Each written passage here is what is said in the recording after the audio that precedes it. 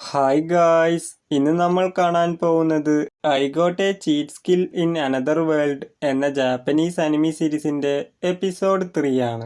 അപ്പോൾ വീഡിയോയിലോട്ട് പോകുന്നതിന് മുമ്പായി ഇതുവരെ ചാനൽ സബ്സ്ക്രൈബ് ചെയ്തിട്ടില്ലെങ്കിൽ ഉടൻ തന്നെ സബ്സ്ക്രൈബ് ചെയ്യുക. നിങ്ങളുടെ സപ്പോർട്ടാണ് തുടർന്ന് വീഡിയോസ് ചെയ്യാൻ എന്നെ എൻകറേജ് ചെയ്യുന്നത്. എന്നാൽ ടൈം വേസ്റ്റ് ചെയ്യാൻ നമുക്ക് ഈ അനിമിയിലോട്ട് കടക്കാം. ഇന്ന് നമ്മൾ കാണാൻ പോകുന്നത് I got A cheat skill in another world season 1 episode 3. Hero വീട്ടിലിരിക്കുന്ന സമയത്ത് അവന്റെ മനസ്സിലാണെങ്കിൽ ഇന്നലെ ആ പെൺകുട്ടീനെ രക്ഷിക്കാൻ വേണ്ടി ഒരുപാട് സോൾജേഴ്സ് വന്ന കാരണം അവളിപ്പോൾ ഓക്കെ ആയിരിക്കും എന്ന് ചിന്തിച്ചിട്ട് അവൻ ഡ്രസ്സിലേക്ക് നോക്കുന്ന സമയത്ത് ഇതാണ് ഞാൻ കുറേ നാളായിട്ട് വാഷ് ചെയ്ത് യൂസ് ചെയ്യുന്നത്. ഇപ്പം എൻ്റെ അടുത്ത് കുറച്ച് പൈസ ഉണ്ട്, അതുകൊണ്ട് പുതിയ ഡ്രസ്സൊക്കെ വാങ്ങാം എന്ന് പറഞ്ഞ് ഒരു ഷോപ്പിങ്ങിന് വേണ്ടി പോകുന്നുണ്ടാവും.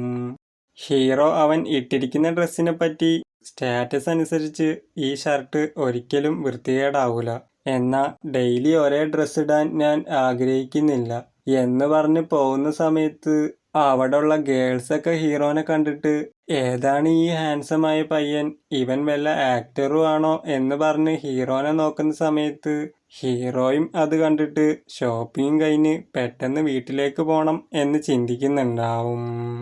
ആ മാളിൻ്റെ മറ്റൊരു വശത്താണെങ്കിൽ ഒരു ആഡ് ഷൂട്ടിനെ കുറിച്ചുള്ള ഡിസ്കഷൻ ആയിരിക്കും നടക്കുന്നുണ്ടാവുക.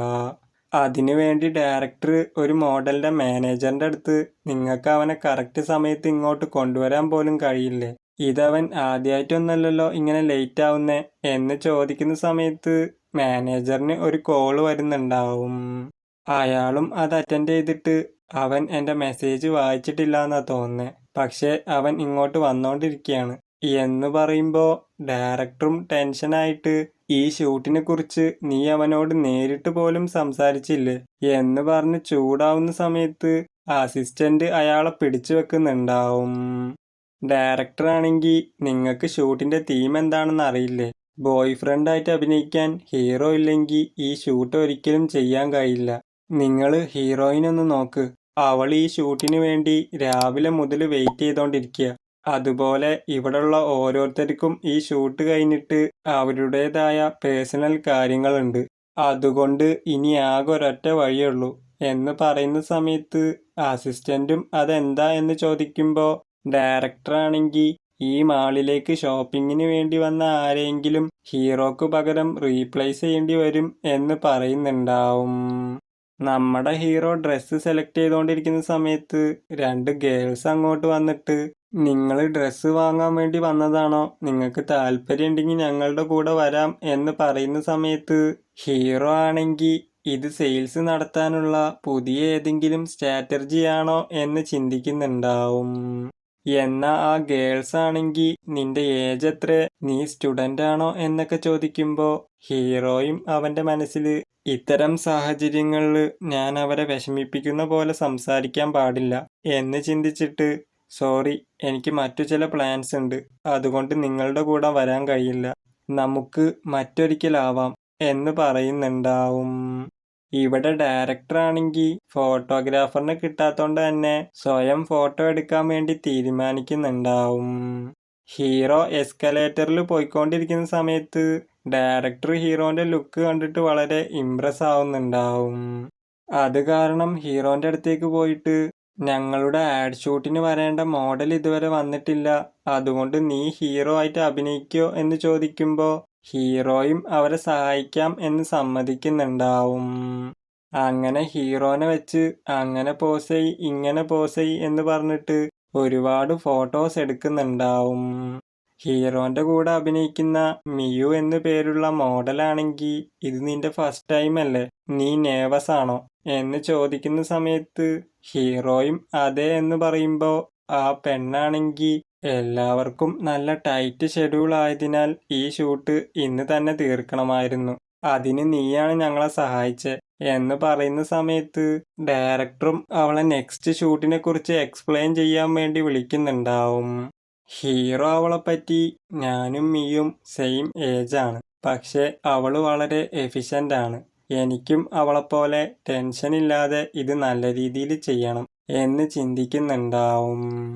ഡയറക്ടർ നെക്സ്റ്റ് ഷൂട്ടിന് വേണ്ടി മിയുവിൻ്റെ അടുത്ത് ഹീറോൻ്റെ കൈ ചേർത്ത് പിടിക്ക്, ഹീറോൻ്റെ കഴുത്തിൽ കൈ വെച്ച് പോസ് ചെയ് എന്നൊക്കെ പറയുന്ന സമയത്ത് ഹീറോയും വളരെ ബ്ലഷ് ആവുന്നുണ്ടാവും. പിന്നീട് കാണിക്കുന്നത് നമ്മുടെ ഹീറോ രക്ഷിച്ച ആ പ്രിൻസസിനെ ആയിരിക്കും. അവള് ഹീറോനെ അന്വേഷിച്ച് പോവാൻ നിൽക്കുന്ന സമയത്ത് ഒരു സോൾജർ ആണെങ്കിൽ ഫോറസ്റ്റ് മനുഷ്യന്മാർക്ക് പറ്റിയതല്ല, അത് വളരെ ഡേഞ്ചറസ് ആണ് എന്ന് പറയുമ്പോൾ അത് കേട്ടിട്ട് ആ പ്രിൻസസ് ആണെങ്കിൽ എൻ്റെ ജീവൻ രക്ഷിച്ച വ്യക്തിയോട് എനിക്ക് നന്ദി പറയണം എന്ന് പറയുന്നുണ്ടാവും. റിയൽ വേൾഡിലാണെങ്കിൽ ഹീറോ ഷൂട്ടൊക്കെ കഴിഞ്ഞ് വളരെ ടയേർഡായിട്ടിരിക്കുന്ന സമയത്ത് മിയു അവളെ ടവല് കൊടുത്തിട്ട് ഇതുകൊണ്ട് നിന്റെ വേർപ്പൊക്കെ തുടച്ചോ, ഇങ്ങനെ നേവസ് ആവേണ്ട ആവശ്യമില്ല എന്ന് പറയുമ്പോൾ ഹീറോയും ഞാൻ നേവസ് ഒന്നും ആയിട്ടില്ല, അല്ല ശരിക്കും ഞാൻ വേർക്കുന്നുണ്ടോ എന്ന് ചോദിക്കുന്ന സമയത്ത് അവളും ചിരിക്കുന്നുണ്ടാവും. ഹീറോ ആണെങ്കിൽ ഇതുപോലത്തെ ഡ്രസ്സൊന്നും ഞാൻ മുമ്പ് ഇതുവരെ ധരിച്ചിട്ടില്ല, ഫാഷനുമായിട്ട് എൻ്റെ ജീവിതത്തിന് യാതൊരു ബന്ധവുമില്ല, മാഗസിൻസിൽ മാത്രമാണ് ഞാൻ മോഡൽസിനെ കണ്ടിട്ടുള്ളത്, അവരെ പുറത്തുനിന്ന് കാണാൻ വളരെ അട്രാക്റ്റീവ് ആണെങ്കിലും അവർ വളരെ ഹാർഡ് വർക്ക് ചെയ്യുന്നുണ്ട് എന്ന് എനിക്കിന്ന് മനസ്സിലായി.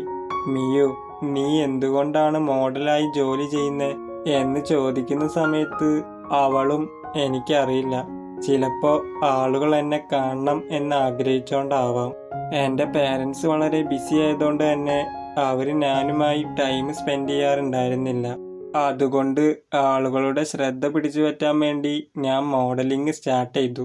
എന്നാൽ ഇപ്പം എനിക്ക് ഒരുപാട് ഫാൻസ് ഉണ്ട്, എന്നെ മാഗസിൻസിലും സ്ക്രീനിലൊക്കെ കാണുന്ന സമയത്ത് അവർ വളരെ സന്തോഷിക്കുന്നു. എന്നെ ഇൻസ്പയർ ചെയ്ത് ആളുകൾ ഫാഷൻ രംഗത്ത് കടന്നു വരുന്നതിൽ എനിക്കും സന്തോഷമുണ്ട്.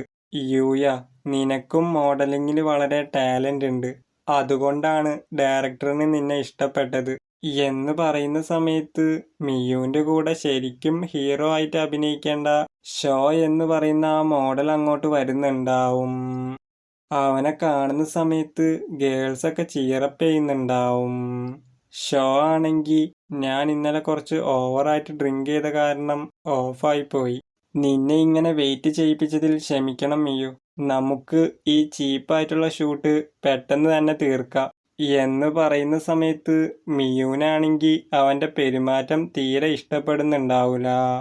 എന്നാൽ ഷോയാണെങ്കിൽ അവളെ ഫോഴ്സ് ചെയ്തിട്ട് ഇന്നലെ നീ എന്നെ പാർട്ടിയിൽ വെച്ച് കണ്ടിട്ട് കൂടി എന്തുകൊണ്ടാ മൈൻഡ് ചെയ്യാന്, നമുക്ക് ഒരുമിച്ച് ഡ്രിങ്ക് ചെയ്താലോ എന്നൊക്കെ ചോദിക്കുന്ന സമയത്ത് ഹീറോ ആണെങ്കിൽ എക്സ്ക്യൂസ് മീ, നിങ്ങളിങ്ങനെ ഫോഴ്സ് ചെയ്യുന്നത് അവൾക്ക് ഇഷ്ടപ്പെടുന്നില്ല എന്ന് പറയുന്ന സമയത്ത് ഷോയും അത് കേട്ടിട്ട് അതിന് നീ ആരടാ, ഞാൻ ഇവളോട് സംസാരിക്കുന്ന കണ്ടില്ലേ എന്ന് പറഞ്ഞ് ഹീറോനെ പഞ്ച് ചെയ്യാൻ പോകുമ്പോൾ ഹീറോയും അവനെടുത്ത് നിലത്തടിക്കുന്നുണ്ടാവും. എന്നിട്ട് മനസ്സിലാണെങ്കിൽ അവൻ്റെ മൂവ്സൊക്കെ വളരെ സ്ലോ ആയിട്ടാണ് എനിക്ക് തോന്നിയത്. ഇവനെ പോലുള്ള ഒരു ഹാൻസം ആയിട്ടുള്ള മോഡലിനെ എന്നെപ്പോലത്തെ ഒരാളെ അടിച്ചു കഴിഞ്ഞാൽ ഫാൻസൊക്കെ എന്നോട് ദേഷ്യപ്പെടൂലേ എന്ന് പേടിച്ചിരിക്കുന്ന സമയത്ത് ഫാൻസൊക്കെ ഹീറോനെ ആയിരിക്കും സപ്പോർട്ട് ചെയ്യുന്നുണ്ടാവുക. ഷോയാണെങ്കിൽ ഒരു ബോക്സറായ എന്നെ എങ്ങനെ തോൽപ്പിക്കാൻ കഴിഞ്ഞേ എന്ന് ചോദിക്കുന്ന സമയത്ത് ഡയറക്ടർ അങ്ങോട്ട് വന്നിട്ട് ഇവിടെ നടന്ന കാര്യങ്ങളൊക്കെ ഞാൻ വീഡിയോ എടുത്തിട്ടുണ്ട് എന്ന് പറയുമ്പോൾ അവനും അത് ഡിലീറ്റ് ചെയ്യാൻ വേണ്ടി ആവശ്യപ്പെടുന്നുണ്ടാവും. എന്നാൽ ഡയറക്ടറാണെങ്കിൽ നീ ആദ്യം ഞങ്ങളുടെ ജോലിനെ ഇൻസൾട്ട് ചെയ്തതിനും മിയുവിനോട് മോശമായി പെരുമാറിയതിനും ക്ഷമ ചോദിക്ക് എന്ന് പറയുന്ന സമയത്ത് അവനും ദേഷ്യപ്പെട്ട് അവിടുന്ന് പോകുന്നുണ്ടാവും. മിയു ഹീറോൻ്റെ അടുത്ത് നീ എന്നെ സഹായിച്ചതിന് വളരെ നന്ദി, അവൻ കുറച്ച് നാളായിട്ട് എന്നെ സ്റ്റോക്ക് ചെയ്യായിരുന്നു എന്ന് പറയുമ്പോൾ ഡയറക്ടറും ഷോൻ്റെ കരിയർ ഇതോടെ അവസാനിച്ചു, അവൻ്റെ ഈ മോശം പെരുമാറ്റം കാരണം ഒരു ഏജൻസിയും ഇനി അവന് ജോലി കൊടുക്കൂല. മിയു സോറി, നിന്നെ അവൻ സ്റ്റോക്ക് ചെയ്യുന്നത് ഞാൻ ശ്രദ്ധിച്ചില്ല, നമുക്ക് അവനെക്കുറിച്ച് ഡയറക്ടർ ബോർഡ് മീറ്റിങ്ങിൽ കംപ്ലൈൻറ്റ് ചെയ്യാം എന്ന് പറഞ്ഞിട്ട് ഹീറോൻ്റെ അടുത്ത് ഫ്യൂച്ചറിൽ നീ മോഡലിംഗ് കണ്ടിന്യൂ ചെയ്യുന്നതിനെ കുറിച്ചുള്ള അഭിപ്രായം എന്താ, ഞങ്ങളുമായി ഒരു കോൺട്രാക്റ്റിൽ നീ സൈൻ ചെയ്യുന്നുണ്ടോ, നിനക്ക് നല്ല സാലറി തരാ എന്ന് പറയുന്ന സമയത്ത് ഹീറോയും നിങ്ങളുടെ ഓഫറിന് വളരെ താങ്ക്സ്, ഇന്ന് എനിക്ക് നല്ലൊരു എക്സ്പീരിയൻസ് ആണ് കിട്ടിയത്, എല്ലാത്തിനുമുപരി നിങ്ങളെപ്പോലെ പ്രൊഫഷണലായ ആളുകളുടെ കൂടെ വർക്ക് ചെയ്യാൻ കഴിഞ്ഞതിൽ എനിക്ക് വളരെ അഭിമാനമുണ്ട്. പക്ഷേ ഈ ജോലി എനിക്ക് ചെയ്യാൻ കഴിയുമെന്ന് ഞാൻ വിശ്വസിക്കുന്നില്ല എന്ന് പറയുമ്പോൾ ഡയറക്ടറും ശരി നിന്റെ ഇഷ്ടം പോലെ, എന്നാ നീ ഞങ്ങളെ സഹായിച്ചതുകൊണ്ട് തന്നെ അതിൻ്റെ പ്രതിഫലമായിട്ട് എനിക്ക് പണം തരണമെന്നുണ്ട്. പക്ഷേ നീ ഒരു മോഡൽ അല്ലാത്തോണ്ട് അത് സാധിക്കില്ല. അതിന് പകരം നീ ഇത് വെച്ചോ എന്ന് പറഞ്ഞ് ഹീറോക്ക് വേണ്ടി ഒരുപാട് ഡ്രസ്സ് കൊടുക്കുന്ന സമയത്ത് ഹീറോയും എനിക്കിതിൻ്റെ ആവശ്യമൊന്നുമില്ല, നിങ്ങളുടെ കൂടെ വർക്ക് ചെയ്ത് തന്നെ നല്ലൊരു എക്സ്പീരിയൻസ് ആണ് എന്ന് പറയുന്ന സമയത്ത് ഡയറക്ടറാണെങ്കിൽ ഒരാളൊരു ജോലി ചെയ്ത് കഴിഞ്ഞാൽ അതിനെന്തായാലും പ്രതിഫലം കൊടുക്കണം എന്ന് പറയുമ്പോൾ ഹീറോയും അത് വാങ്ങിയിട്ട് അവരോട് ബൈ പറഞ്ഞ് അവിടുന്ന് പോകുന്നുണ്ടാവും. ഡയറക്ടറും മിയും തിരിച്ചു പോകുന്ന സമയത്ത് ഹീറോനെ കുറിച്ചായിരിക്കും ഡിസ്കസ് ചെയ്യുന്നുണ്ടാവുക. അവൻ യെസ് പറഞ്ഞിട്ടുണ്ടായിരുന്നെങ്കിൽ ഭാവിയിൽ നല്ലൊരു മോഡൽ ആയേനെ. പക്ഷെ അവന് മോഡലിംഗ് ഫീൽഡിൽ താല്പര്യമില്ല എന്നാ തോന്നുന്നത് എന്ന് പറയുന്ന സമയത്ത് മിയു ആണെങ്കിൽ അവൻ മറ്റുള്ളവരിൽ നിന്നും വ്യത്യസ്തനാണ്, എനിക്ക് അവൻ്റെ കൂടെ വീണ്ടും വർക്ക് ചെയ്യാൻ ആഗ്രഹമുണ്ട് എന്ന് പറഞ്ഞ് ബ്ലഷ് ചെയ്യുന്നുണ്ടാവും. ഡയറക്ടറും അത് കണ്ടിട്ട് നിനക്കെന്താ അവനെ ഇഷ്ടപ്പെട്ടോ എന്ന് പറഞ്ഞ് ഹീറോനെ വെച്ച് മിയുവിനെ കളിയാക്കുന്നുണ്ടാവും. ഹീറോ ആണെങ്കിൽ അവന് കിട്ടിയ ഡ്രസ്സൊക്കെ എടുത്തു വെച്ചിട്ട് വേട്ടയ്ക്ക് വേണ്ടി തയ്യാറാവുന്നുണ്ടാവും. അനദർ വേൾഡിലാണെങ്കിൽ പ്രിൻസസും മറ്റു സോൾജേഴ്സും കൂടി ചേർന്ന് അവിടെയുള്ള ഗോബ്ലിൻസുമായിട്ട് ഫൈറ്റ് ചെയ്യുന്നുണ്ടാവും. ആ സമയത്ത് പ്രിൻസസിനെ ഒരു ഗോബ്ലിൻ അറ്റാക്ക് ചെയ്യാൻ വരുമ്പോൾ ഹീറോ അവളെ രക്ഷിക്കുന്നുണ്ടാവും.